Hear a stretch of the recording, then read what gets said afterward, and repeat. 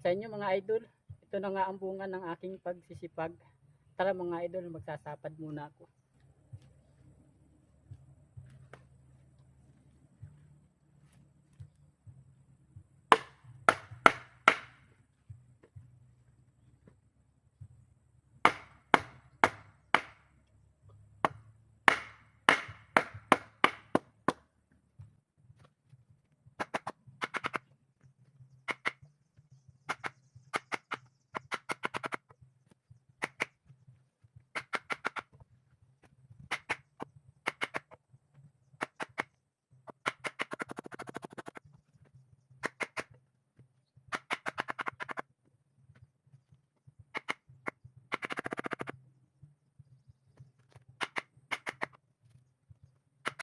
Ayan, ganun lang ang pagsapad mga idol.